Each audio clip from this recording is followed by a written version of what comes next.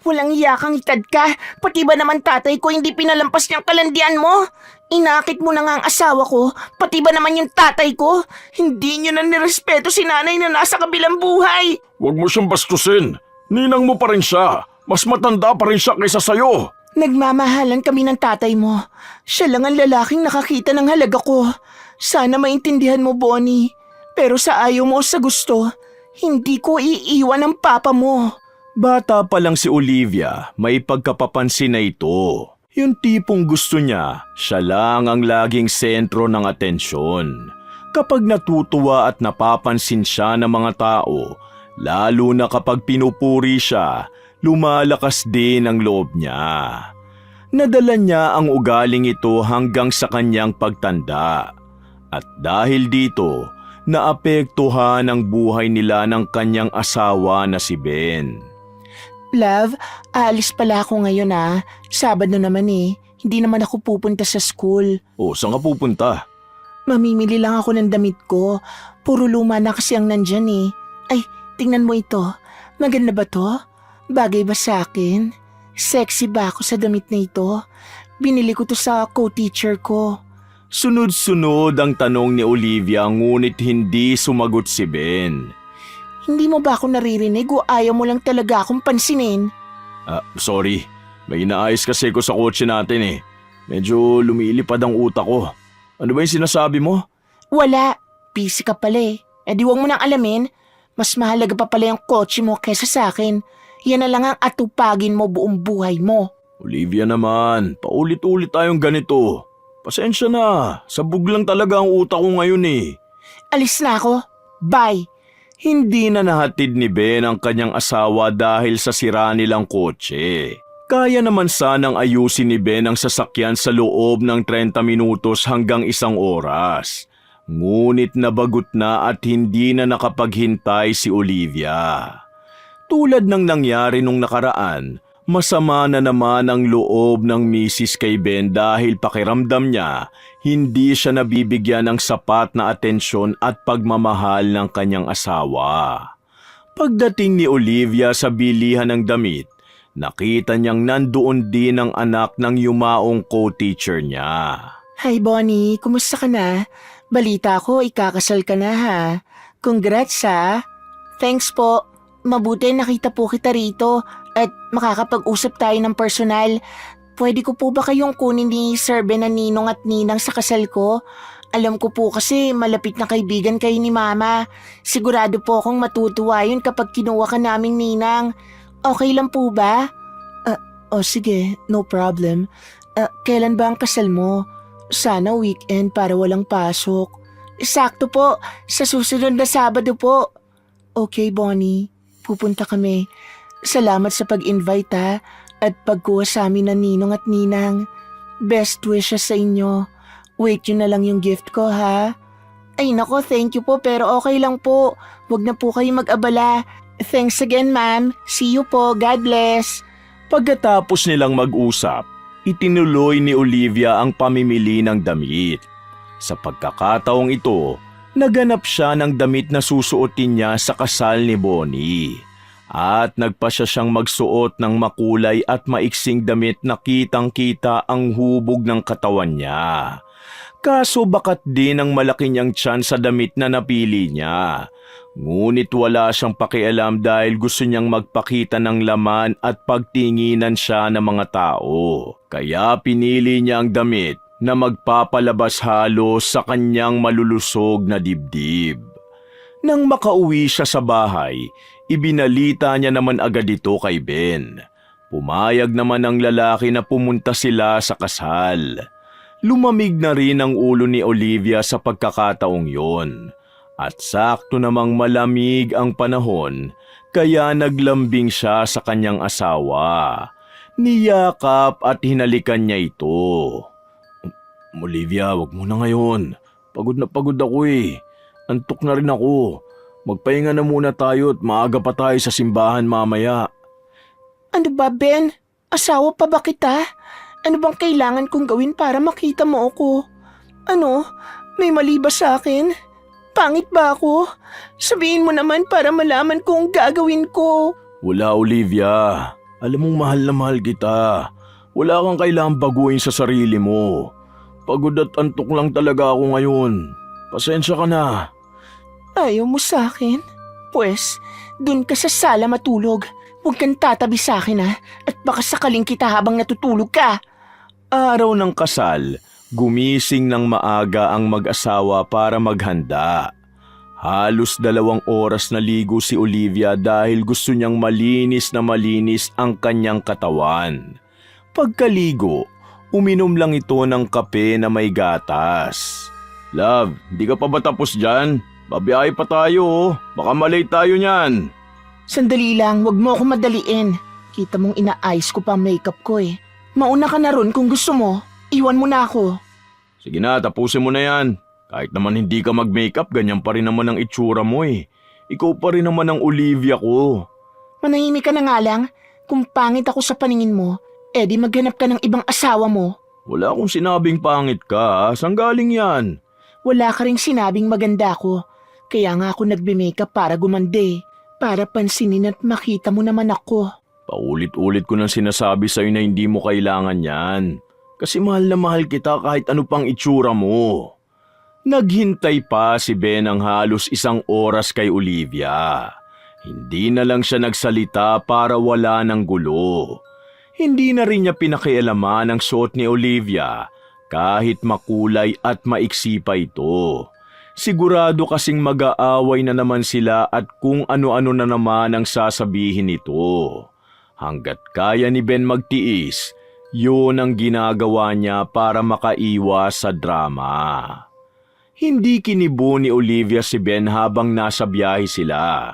Masakit kay Olivia na hindi man lang siya masabihan na maganda ang itsura niya ng kanyang asawa. Kaya pakiramdam niya, kahit anong gawin niyang pag-aayos sa kanyang sarili, kulang na kulang pa rin. Pagdating nila sa kasal, napansin niyang napapatingin sa kanya ang inaanak niyang lalaki. Natuwa naman si Olivia dahil ang buong akala niya natutukso ang lalaki sa kagandahan niya. Kaya nakaisip siya na kapag nasolo niya ang lalaking yun, aakitin niya at ibibigay ang inaakala niyang gusto nito. Nang busy na ang mga tao sa kasal, inabangan niyang magbanyo ang lalaki. At nang magkaharap na sila nito, bigla ni Oliviang hinaplos ang mukha nito. Hi there, inaanak. I noticed kanina ka pa napapatingin sa akin. Ano bang gusto mo? Sabihin mo lang at ibibigay ko sa'yo. Tinanggal ng lalaki ang kamay ni Olivia sa kanyang mukha at pinaliwanag niya kay Olivia na kaya lang naman siya napapatingin ay dahil hindi niya makilala ang mukha ni Olivia dahil sa sobrang kapal ng makeup nito. Hindi raw siya makapaniwala sa nagagawa ng makeup sa tao. Pinakita na raw kasi ni Bonnie sa lalaki ang picture ni Olivia dahil magiging ninang nila ito. Kaso nga lang daw, iba ang mukha ni Olivia sa personal nang dahil sa mga kolorete nito sa mukha. Sa gitna ng kanilang pag-uusap, dumating si Bonnie para sabihin sa asawa na hinahanap na ito ng kanilang mga bisita. Biglang tumakbo ang lalaki papunta sa tabi ni Bonnie at sinabi niya ang ginawa ni Olivia sa kanya. Walang mali siya yun. Haplos ninang lang. Kayo naman nagmamagandang loob lang naman ako. Tulad nga ng sabi ko, ibibigay ko kung ano ang gusto nyo. Okay, Ninang. Ang gusto namin, umuwi na kayo. At huwag ka na ulit lalapit sa asawa ko. Hindi ko nahuli sa akto yung ginawa at sinabi mo. Pero sa susunod na maulit at mahuli talaga kita, patawarin ako ng Diyos. Hindi ko alam kung anong magagawa ko sa'yo. Okay, Iha. No problem. Bye. Nilapitan ni Olivia si Ben at niyaya ng umuwi. Nagtaka si Ben dahil masyado pang maaga para doon. Wala nang nagawa si Ben kundi sumunod na lang sa kanyang asawa. Lunes ng umaga, magpapahatid sana si Olivia papunta sa eskwelahan kung saan siya nagtatrabaho bilang isang guro. Gusto sana siyang ihatid ni Ben, ngunit nagkaproblema na naman ang kanilang kotse. Ayaw na namang mag-start nito. Ano ba yan? Bulok na yung kotse mo. Itapon mo na nga lang yan. Wala namang pakinabang. Hindi mo lang ako maihatid sa trabaho ko. Pwede naman bumili tayo kahit second hand na kotse. May pera pa naman tayo. Hindi na, kaya ko pang ayusin to. Ikaw talaga wala kang bilib sa akin eh. Tsaka maganda pa ang makina ng coaching to, no? Konting tiis na lang at aandar na rin tong baby natin ng maayos. Ewan ko sa'yo, Ben. Buwisit na buhay to. Relax lang, love. Huwag mainit ang ulo mo, please. Nga pala, medyo late ako makakauwi mamaya ha. Pero don't worry, magkikita naman tayo sa school mamaya eh. Halika na, sabay na tayong pumasok. Hindi na sumabay si Olivia kay Ben kahit isa lang naman ang lugar na pinagtatrabahuhan nila. Security guard kasi si Ben ng school kung saan din nagtatrabaho si Olivia. Nagpasya na lamang si Olivia ang sumakay ng tricycle papunta sa school. Pagdating niya, napansin niyang nagkukumpulan ang mga guro sa loob ng faculty room nila. Pinapalakpakan nila ang isang bagong babaeng guro na coach ng isang estudyante na humakot ng pagkarami-raming medalya para sa kanilang school. Pinuri ang guro na yon dahil sa galing at dedikasyon niyang magturo. Nag-isip ng paraan si Olivia upang mabaling sa kanya ang atensyon ng lahat. Nagpanggap siyang masakit ang kanyang ulo at tiyan. Umabot pa sa puntong naghimahimatayan siya. Kaya nagpasya ang co-teachers niya na dalhin siya sa klinik. Hindi ako pwedeng umuwi. May mga klase pa ako mamaya. Hindi ko pwedeng iwan ang mga estudyante ko. Magpapahinga lang muna ako rito. Magiging okay rin ako. Yun ang sagot niya sa kanyang co-teacher. Nang masabihan siya na napakadedikado at mabait niyang guro, bumuti ang pakiramdam niya dahil sa papuri nito. Ganun palagi ang sistema ni Olivia. Nakabase sa sasabihin ng ibang tao ang tingin niya sa sarili at kumpiyansa. Kailangan niya lagi ng external validation para umayos ang tingin niya sa sarili niya. Noong araw din na yon, nakita niya na hinahatira ng pagkain at sinusundo ng mamahaling sasakyan ang isang co-teacher niya ng asawa nito. Nakaramdam siya ng inggit dahil lantara ng mga ito sa publiko. Hindi nagdalawang isip ang lalaki na hawakan ng kamay at yakapin ang kanyang asawa kahit may ibang taong nakakakita. Hindi kasi ganoon ang relasyon ni na Olivia at Ben. Ang laging rason ni Ben kapag kinukumpronta siya ni Olivia ay ayaw niya lang daw mapagchismisan sila sa school. Pinoprotektahan lang daw niya si Olivia dahil maraming matang nakatingin sa school nila at naghahanap ng mali. Umiiwas lang daw ito sa posibleng problema. Hindi kayang tanggapin ni Olivia ang rason ni Ben. Kaya ang laging tumatatak sa isip niya, hindi siya mahal ng kanyang asawa. Kahit papaulit-ulit naman si Ben sa pagsasabi kung gaano niya kamahal si Olivia. Isang araw habang namimili ng alahas si Olivia, nakasalubong niya si Gary, tatay ni Bonnie. Uy, nandito ka pala, Gary. Kumusta? Anong balita sa'yo? Hi Olivia, looking good ah. Okay naman ako. Bumibili ako ng panregalo kay Bonnie. Malapit na kasi ang birthday niya eh. Pwede mo ba akong tulungang mamili ng panregalo sa kanya? Sure. Eto, bagay to sa skin tone niya. Pwede rin to kasi ang ganda ng design. Bagay rin to sa kanya. Lalong aangat ang ganda niya.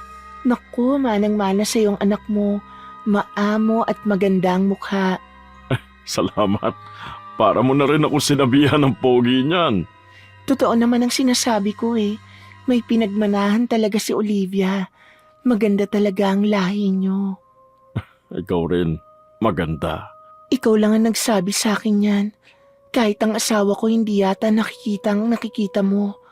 O baka naman may sira na yung mata mo. Wala, ano ka ba? Malinaw pa ang mga mata ko. Miss, kukunin ko na rin tong isang kwintas para sa maganda kong kaibigan. Uy, sobra na yan ha. Hindi ko tatanggapin yan. Sige na, please. Tanggapin mo na ito bilang pasasalamat ko sa isa pagtulong mo sa akin ngayon. O sige na nga. Salamat ha. Uy, nice. Bagay na bagay sa'yo. Mas lalong umaangat ang ganda mo. Isipin mo yan lagi ha. Nga pala, pwede ba tayong magkita minsan? O sige, itong number ko. Text mo na lang ako kapag libre ka. Hindi matanggal ang ngiti ni Olivia hanggang sa makauwi siya. Naiisip niya ang mga sinabi ni Gary sa kanya. Lumabas ang kanyang kumpiyansa sa sarili nang nasabihan siya na maganda siya. Kaya masaya na si Olivia ng gabing yun. Maya-maya, nag-text sa kanya si Gary. Sinabihan siya nitong maghapunan na at huwag magpapakagutom. Alagaan daw ni Olivia ang kanyang sarili. Abot tenga na naman ang ngiti ni Olivia sa natanggap na mensahe kay Gary. Sumagot naman siya. Nagpasalamat siya at sabay sabi na kumain na rin si Gary. At kapag nagkaoras daw siya, ipagluluto niya raw ang lalaki. Hindi na nag-aksaya ng oras si lalaki at inimbita nga si Olivia sa birthday party ng kanyang anak sa susunod na linggo. Kaso ilang araw pa raw ang kailangan niyang hintayin bago sila magkita.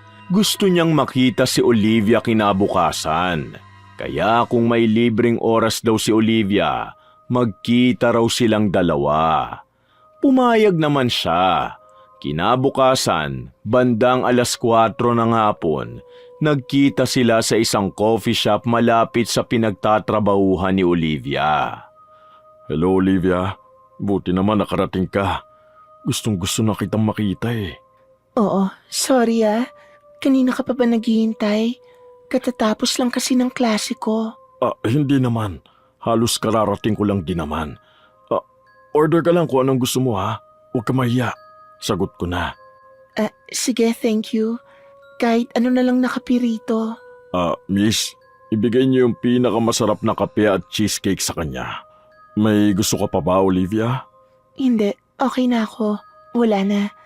Ikaw talaga? Ako na sana magbabayad para sa atin. Ako ang lalaki. Ako ang dapat magbayad. Tsaka ako naman ang nagyaya eh. Kasi gusto kong makita ka.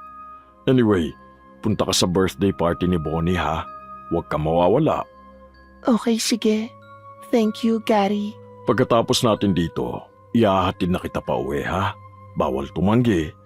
Paglabas nila ng coffee shop, bumungad sa kanya ang magarang sasakyan ni Gary.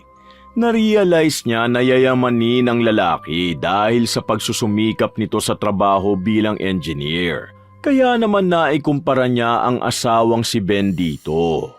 At sa isip-isip niya, malayo ang kanyang asawa kay Gary. Kumbaga si Gary ang pinangarap niyang lalaki, ngunit isang katulad ni Ben ang dumating sa buhay niya. Pagkaparada ni Gary sa harap ng bahay ni na Olivia, hinalikan nito ng babae sa pisngi. Dito na ako. Salamat ulit, Gary ha. Salamat din sa oras mo.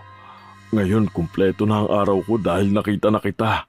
Uy, sa birthday ni Bonnie ha. Punta ka please. Oo, pupunta ako, Gary. Gusto rin kitang makita dahil masaya ako kapag kasama kita. Biyernes ng hapon, naunang dumating si Olivia sa birthday party ni Bonnie. Sa bahay ni Gary piniling ganapin ang selebrasyon dahil malaki ang bahay niya. May hardin din siya para sa mga ganitong pagdiriwang. Nilubos-lubos ni Olivia at Gary na masolong isa't isa habang wala pa ang mga bisita. Ipinagluto ni babae ng palabok si Gary at sinubuan pa nito. Napansin ni Olivia na may natirang sauce sa bibig at bigote ng lalaki. Ngunit wala siyang tisyong pamunas dito. Kaya pinunasan niya na lang ito gamit ang kamay niya. Hindi na nakatiis si Gary at hinatak na papalapit si Olivia sa kanya. Hinalikan ni Gary si Olivia sa labi. Sakto naman ang pagpasok ni Bonnie sa eksena. Kitang-kita niya ang kabulastugang ginagawa ng kanyang tatay at ninang. Papa? Ninang? Ano to? Akala ko mahal mo si Mama. Hindi mo na siya nirespeto. Nagpadala ka sa kalandian ng haliparot na yan. At ikaw naman, Ninang, walang hiya ka talaga. Nilandi mo na nga ang asawa ko, pati tatay ko hindi mo pinalampas. Hindi ko nga alam bakit naging kaibigan ka ni Mama eh. Ahas ka naman. Di ba sabi ko sa'yo, pag nahuli pa kita sa akto, may kalalagyan ka na? Hintayin mo ang mangyayari sa'yo. Anak, magpapaliwanag ako. Gusto ko rin kasi ng katuwang sa buhay. Alam ko maiintindihan ako ng mama mo. Saka, huwag mong pagsalitaan ng ganyan si Olivia. Irespeto mo naman siya dahil mas matanda siya kaysa sa'yo. Irespeto? Bakit? Ako ba nirespeto niya? Alam mo ba kung gaano kakati ang babae niyan? Pati asawa ko, nilandi niyan. Nakakadiri. Hindi ko alam ba't may lakas pa ng loob niya magpakita rito. Tsaka sa tingin mo pa, tama bang makiapid ka sa may asawa? May asawa na yung babaeng yan. Kasalanan niya sa Diyos. Kilabutan naman kayong dalawa. Bonnie, makinig ka sa akin. Patawarin mo ko. Pero nagmamahalan kami ng tatay mo. Siya ang lalaking pinangarap ko at nakakita sa akin. Binigay niya ang mga pangangailangan ko. Ang asawa ko kasi, hindi niya yun magawa. Tigilan niyo ako sa mga baluktot yung rason. Ayoko na makinig sa'yo. Nakakadiri kayo. Tignan niyo, siguradong sa impyerno ang bagsak niyo. Ikaw pa, kalimutan mo nang may anak ka. Simula ngayon, pinuputol ko na ang pagiging ama mo sa akin. Hinabol ni Gary si Bonnie, ngunit hindi niya na ito inabutan. Sira na ang hinanda niyang birthday party sa anak at pagbalik niya ay nag-usap sila ni Olivia ng masinsinan. Olivia, mali itong ginagawa natin. Itigil na natin to. 2 taon pa lang patay ang asawa ko. Pasensya ka na kung pinaasa kita. Pero mali na palitan ko siya agad-agad. Ayusin mo na lang ang relasyon niyo ng asawa mo. Sabihin mo ang lahat sa kanya para maintindihan kanya. Hindi ko rin kayang itakwil ako ng sarili kong anak. Sorry talaga, Olivia. Ano? Pinaniwala mo ako sa mga kasinungalingan mo. Hindi mo naman pala ako kayang panindigan. Pinaglaruan mo lang ako. Ayoko nang makita ka pa. Umalis ka na sa buhay ko. Sinisira mo ang ulo ko. Tumalikod na si Olivia at nagpa siya ng umuwi. Habang nasa biyahe siya, iyak siya ng iyak.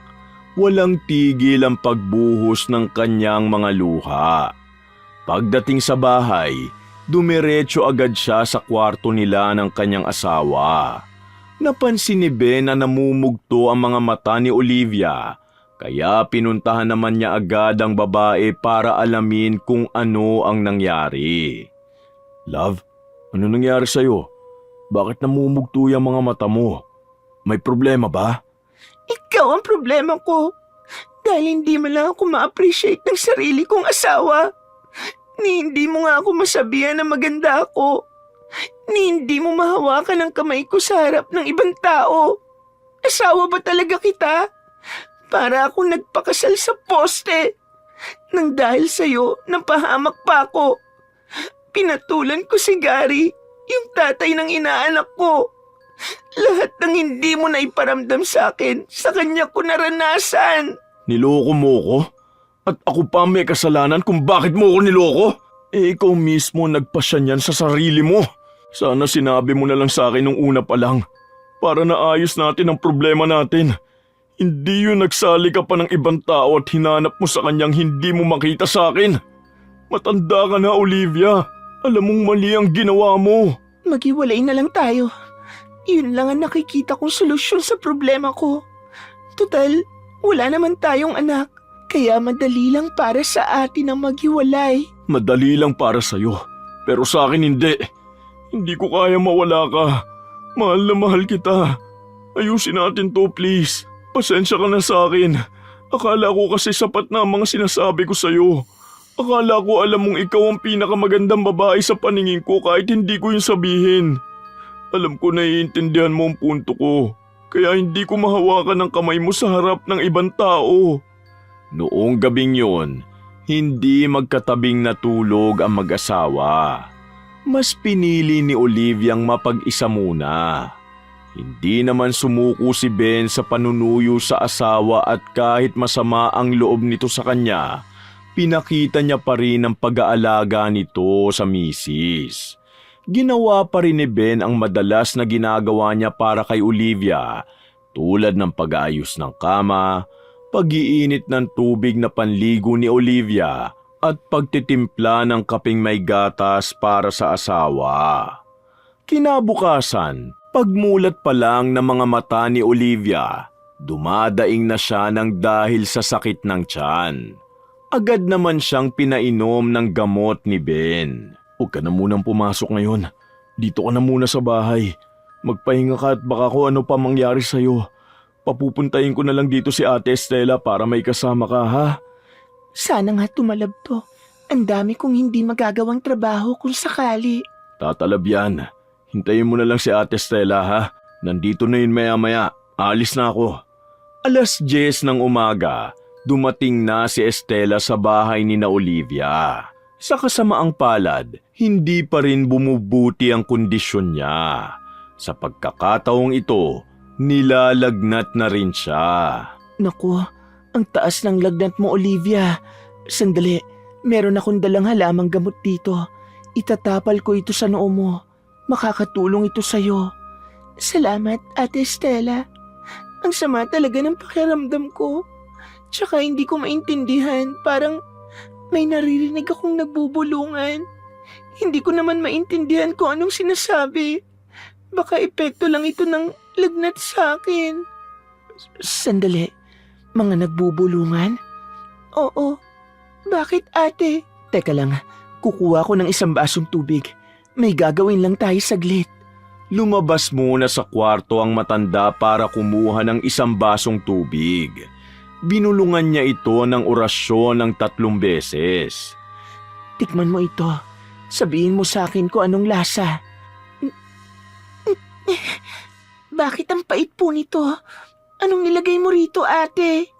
Kumpirmado. Kaya ka nagkakaganyan ngayon dahil kinukulam ka. Mag-aalas 12 na nang makarating si Ben sa kanilang bahay. Ben, butit nakauwi ka na. Alam mo bang kinukulam itong asawa mo ngayon? May nakaaway ba siya o nakasagutan nitong nakaraan? Hindi ko sigurado, ate. Aray! Ang sakit ng tiyan ko, Ben! Mabuti na lang at nandito ako. Kung wala ako, hindi niyo pa malalaman na kinukulam na pala si Olivia. Alam niyo bang pwedeng mamatay itong asawa mo ng dahil sa kulam? Marami ng kasong ganyan. Habang tumatagal, parang nababaliw na si Olivia dahil hindi raw siya tinatantana ng mga boses na kanyang naririnig. Parami raw ng parami ang mga nagsasalita sa tenga niya. Wala na ito sa tamang wisyo at parang may matinding kinatatakutan. Wag! Tama na! Hindi ko na kaya! Mahal, kapit lang. Nandito lang ako. Wag! Huwag ka lalapit sa akin! Ate, alam mo ba kung paano gamutin si Olivia? Oo, relax ka lang. Magtiwala lang kay sa akin. Sa kasamaang palad, hindi tumalab kay Olivia ang mga dalang pangontra ni Estela. Kinailangan niya munang umuwi para kunin ang kaisa-isang pagmamay-ari niyang malakas na pangontra sa kulam. Ang medalyon ni San Benito. Naiwan si Ben para magbantay kay Olivia. Sa puntong ito, nagsisisigaw at nag-iiyak na siya ng dahil sa takot. Tigilan niyo na ako! Ben, tulungan mo ako! Paalisin mo sila! Mahal, nandito ko. Hindi totoo yung mga naririnig mo at nakikita. Pinaglalaruan lang namang kukulam ang utak mo. Pakinggan mo lang ang boses ko, mahal. Nandito lang ako sa tabi mo. Hindi ako makahinga. Sumisikip na ang dibdib ko. Uminom ka ng tubig, mahal. Huwag ka mag-alala. Malapit na si Ate Estela. Pabalik na yun. Pagkalipas ng 10 minuto, dumating na rin sa wakas si Estela. Hindi na siya nag-aksaya ng kahit 1 segundo at pinanguyanan niya agad ng hilaw na bawang si Olivia. Mabisang pangontra daw ito sa kulam. Ate, nalalagas ang buhok ni Olivia. Anong gagawin natin? Mamamatay na ako, Ben. Hanggang dito na lang ang buhay ko. Patawarin mo ako sa lahat ng nagawa ko sa'yo. Huwag ka magsalita ng ganyan, mahal. Kayang-kaya ka iligtas ni Ate Estela. Magtiwala lang tayo sa Kanya at sa Diyos. Huwag kang magpapatalo sa mangkukulam na yan. Huwag kang papayag na mawala sa mundong ito ng ganun-ganun na lang. Kaya mo yan, mahal. Huwag kang magpapatalo. Sa pagkakataong ito, naubos na ang lakas ni Olivia nang dahil sa kakapiglas at kakasigaw niya. Nanghina na siya. Para na siyang isang lantang gulay. Wala na siyang boses para sumigaw, kaya nang mapakalma na siya, nagkaroon na ng pagkakataon si Estela na gamutin siya. Inilabas na ng babae ang kanyang tanga na medalyon at dinasala ng taimtim para lumakas ang pangontra ng kulam. Isuot mo lang yung medalyon. Dapat lagi lang yan nakadikit sa dibdib mo.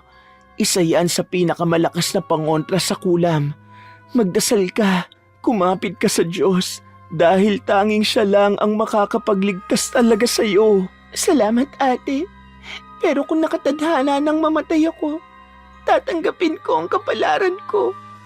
Kung buhay kong kapalit sa lahat ng kasalanan ko, tatanggapin ko rin yun. Tama na nga yung kagaganyan mo. Hindi yan makakatulong sa sitwasyon mo ngayon. Ano ba talaga ang gusto mo? Mabuhay o mamatay? Mabuhay, ate. Para makabawi man lang ako sa asawa ko. O pues, tigilan mo na yung pagiging negatibo mo at lumaban ka. Tulungan mo ang sarili mong lumaban. Pasensya na, ate. At maraming salamat ulit. O eto, inumin mo. Tsaa, gawa sa katas ng halamang gamot. Magpahinga ka pagkatapos mo niyan at isipin mo mamaya pagising mo, aayos na ang pakiramdam mo. Huwag na huwag mong kalilimutan magdasal. Kinabukasan, gumaan na ang pakiramdam ni Olivia. Ngunit nang dahil sa epekto ng kulam, halos tuluyan na siyang makalbo. Numipis ng todo ang kanyang buhok. Kaya kapansin-pansin ang pananahimik niya kahit bumuti na ang kalagayan niya. Mahal ko, mabuti na lang at ligtas ka na. Salamat sa Diyos. Oo, salamat sa inyo ni Ate Estela. Lumipas ang mga araw na nakitaan ni Ben ang senyales ng depresyon si Olivia, kahit ba wala na ang talab ng kulam. Kaya hindi na nag-atubiling lumapit sa espesyalista ang mag-asawa. Napag-alaman na merong tinatawag na histrionic personality disorder o HPD si Olivia. Ito ay isang mental health condition na nagiging dahilan kung bakit unstable ang emosyon ng taong nakakaranas nito.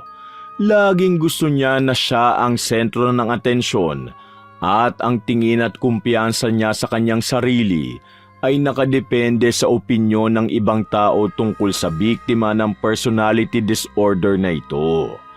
Ayon sa espesyalista, maaaring nagkaroon daw nito si Olivia dahil sa kombinasyon ng genetic at environmental factors. Ngayon, naiintindihan na ni Ben. Malinaw na ang lahat sa kanya. Kaya pala nagdadamit na maiiksi at makukulay ang kanyang asawa at kaya pala binabalot niya ng kolorete ang kanyang mukha dahil sa kanyang kondisyon. Nagpasya ang mag-asawa na sumailalim sa psychotherapy para makayanan nilang i-manage ang kondisyon ni Olivia at para mabuhay siya ng normal katulad ng ibang babae na kaedaran niya. Kahit pa medyo may kamahalan para sa kanila, itinuloy pa rin nila ito upang umayos ang kondisyon ni Olivia. Hindi naman sila nabigo dahil gumana ang psychotherapy kay Olivia. Paunti-unti, naaayos na niya ang relasyon niya kay Ben. Ben, mahal ko. Gusto ko lang magpasalamat kasi hindi mo ako sinukuan. Pinatawad mo pa rin ako kahit nagkasala ako sa'yo. Binuhos mo sa akin ang pagmamahal mo sa panahong mahina ako. Pasensya ka na sa akin. Nang dahil sa kondisyon ko, hindi ko agad nakita o naramdaman ang pagmamahal mo sa akin. Pero lagi mong tatandaan na hindi nawala ang pagmamahal ko sa'yo. Mahal na mahal kita, Ben. Ako naman, gusto kong humingi ng tawad sa'yo. Dahil dapat noon pa, napatingin na kita agad sa espesyalista. Kung nagawa ko yun, sana nalaman na natin agad ang kondisyon mo at nagawa na agad ng paraan. Napansin ko na rin dati na medyo unstable nga ang emotions mo eh. Pero binaliwala ko lang yung nakita kong senyales. Inakala kong tinotopa ka lang at magiging maayos din ang lagay mo. Sorry, mahal. Okay na. Tapos na yon. At hindi na natin mababago pa ang nakaraan. Mag-focus na lang tayo sa present. Ang importante ngayon, okay na ako. Masaya ako kasi nakikita kong umaayos na ang kondisyon mo. Nga pala, mahal, may sorpresa ako sa'yo. Uy, wow! Ayos na ang kotse natin. Grabe, hindi ako makapaniwalang mapapaandar mo pa ito. Parang wala ng pag-asa to nung nakaraan eh. Totoo ngang kapag may tiyaga, may nilaga. Ang galing mo, love. Nakakabilib ka. Salamat, love. Di ba sabi ko naman sa'yo noon, kaya ko pa tong ayusin? Ayan, umaandar na uli na maayos. Promise, hindi na tayo ititirik nitong baby natin. Gusto mo try natin? O sige ba, ipa-full tank na rin natin tong baby natin. Maaga pa naman, tsaka wala naman tayong pasok ngayon. Kaya dumiretso na rin tayo mamasyal. Sumakay na ang dalawa ng kotse at totoo nga ang sinabi ni Ben.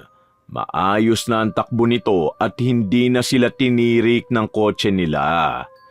Alam mo, Ben, kahit luma na tong kotse natin, hindi ko ipagpapalit to sa kahit na anong mamahalin at magarang sasakyan. Pero kahit hindi na to umandar, kahit mag-tricycle pa tayo araw-araw papuntang school, masaya at kontento na ako. Basta magkasama lang tayo. I love you, Ben. Ang sweet at ang ganda ng misis ko. I love you too, Olivia. Nang mapagod sila sa pagdadrive, pumasok muna sila sa isang mall para magpalamig at kumain ng ice cream. Pag-akyat nila sa second floor, nakita nila ang kanilang mga inaanak. Gusto ni Oliviang lapitan ng dalawa, ngunit pinigilan siya ni Ben. Okay lang, Ben. Akong bahala. Handa ako sa kung ano man ang sasabihin niya sa akin. Gusto ko lang humingi ng tawad. Halika, lapitan natin. Sigurado ka, ha? Basta nandito lang ako sa tabi mo. Lumapit ang dalawa kay Bonnie at sa kanyang asawa. Hi, Bonnie. Huwag ka mag-alala. Wala akong gagawing masama. Hindi na ako katulad ng dati. Nagbago na ako dahil nalaman ko na ang totoong kondisyon ko. Anong totoong kondisyon, Ninang? Na makati at malandi kang ahas ka? Hindi, Bonnie. Nagpa-check ako sa espesyalista at nalaman kong may histrionic personality disorder ako. At i-research mo na lang yung mental health condition ko kung hindi ka pamilyar. Siya nga pala, lumapit ako sa'yo para humingi pa rin ng tawad sa lahat ng nagawa ko sa inyo. At kung ikaw man yung nagpakulam sa akin, naiintindihan ko kung bakit mo nagawa yon. Kahit hindi ka pa humingi ng tawad, napatawad na kita. Sana matanggap niyo pa rin ako bilang ninang niyo. Sorry sa lahat, Bonnie. Hindi na. Pinuputol ko na ang koneksyon namin sa'yo. Okay. Nirarespeto ko ang desisyon mo. Hinihiling ko pa rin ang masaya at masaganang buhay para sa inyo. Isa lang sana ang pakiusap ko. Sa akin, pwede mong putulin ang koneksyon mo. Pero sa tatay mo hindi. Tatay mo pa rin siya kahit na anong mangyari. At mahal na mahal ka niya dahil ikaw ang pinili niya. Tumalikod na ang mag-asawa at nagpatuloy sa paglalakad. Hindi man natanggap ni Bonnie si Olivia. Ang mahalaga, nakahingi ng tawad ang ninang at nabigyan niya ng linaw si Bonnie tungkol sa kanyang kondisyon. Wakas!